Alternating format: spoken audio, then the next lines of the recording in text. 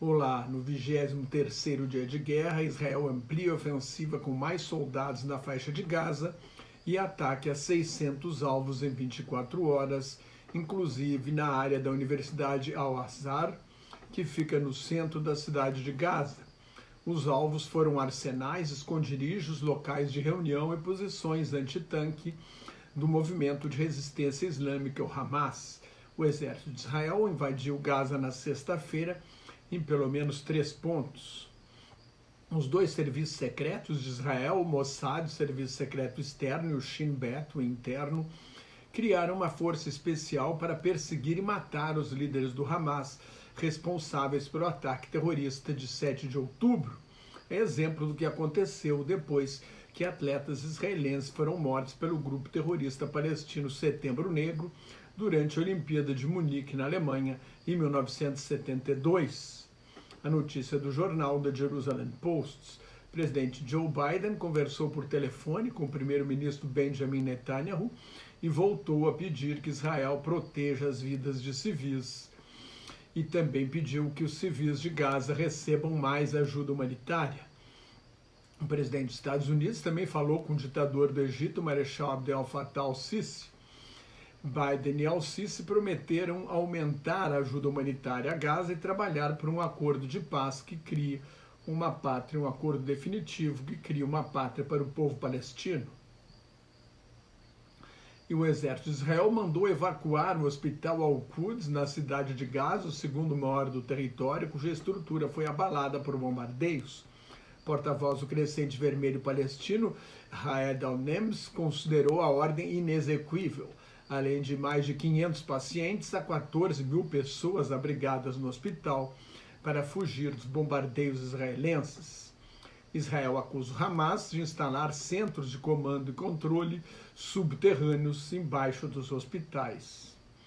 A inteligência de Israel identificou 239 reféns sequestrados em 7 de outubro e não acredita na proposta do Hamas de trocar todos os 5 a 6 mil palestinos presos em Israel por todos os reféns. Israel vê a proposta do Hamas como maneira de aumentar a pressão internacional e adiar a ofensiva terrestre. A disposição de Israel de negociar é considerada pelo Hamas como uma rendição israelense na questão dos reféns. Por isso, o grupo terrorista teria endurecido sua posição. As telecomunicações começaram a ser restauradas em Gaza na madrugada de domingo.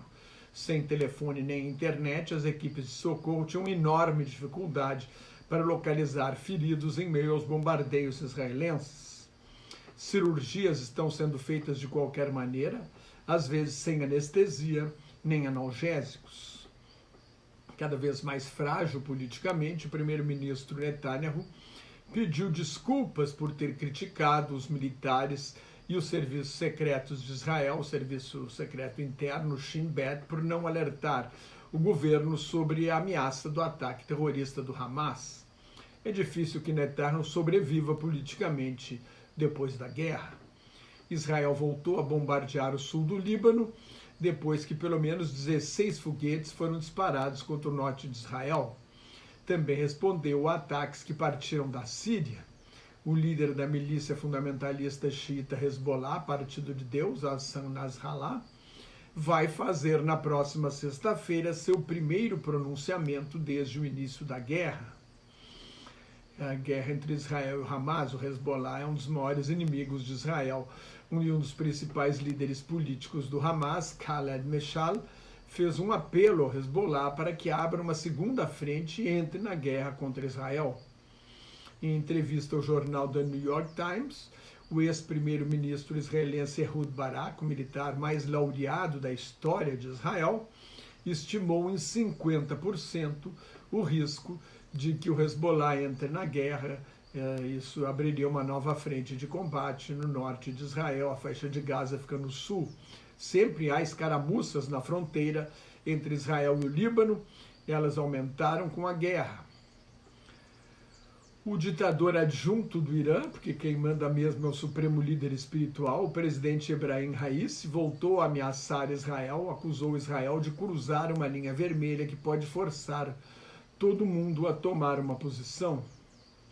Procurador-Geral do Tribunal Penal Internacional, Karim Khan, visitou no domingo a fronteira entre o Egito e a faixa de Gaza. O Tribunal Penal Internacional está investigando o ataque de 7 de outubro a Israel e também a retaliação israelense em Gaza, além dos confrontos na Cisjordânia. O procurador diz que não pode haver obstáculo à ajuda humanitária aos civis, homens, mulheres e crianças, porque eles são inocentes e têm direitos à luz do direito internacional. Mais 33 caminhões com água, comida e remédios cruzaram no domingo a fronteira entre o Egito e Gaza, na cidade palestina de Rafah.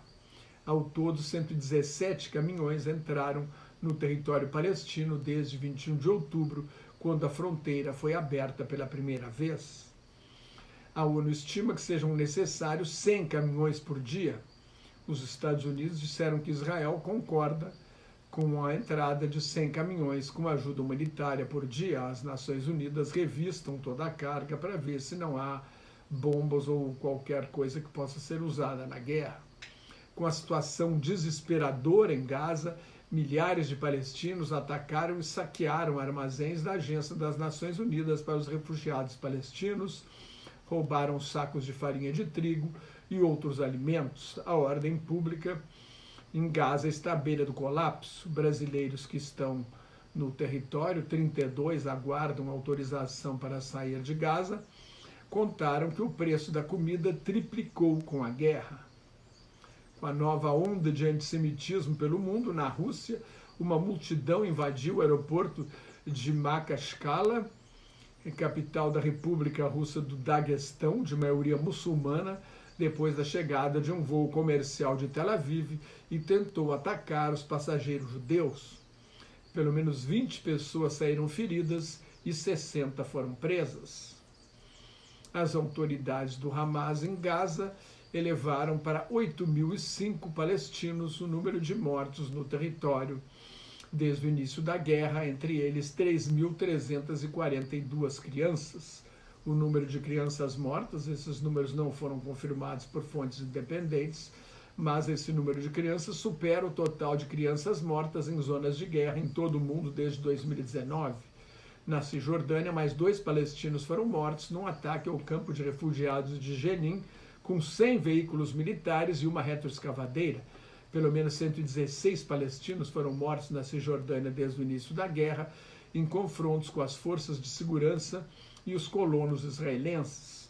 A França fez um apelo pelo fim da violência na Cisjordânia, que aumentou desde que o atual governo de extrema-direita chegou ao poder em dezembro do ano passado, com a clara intenção de anexar toda a Cisjordânia, enterrando qualquer possibilidade de criação de um país palestino.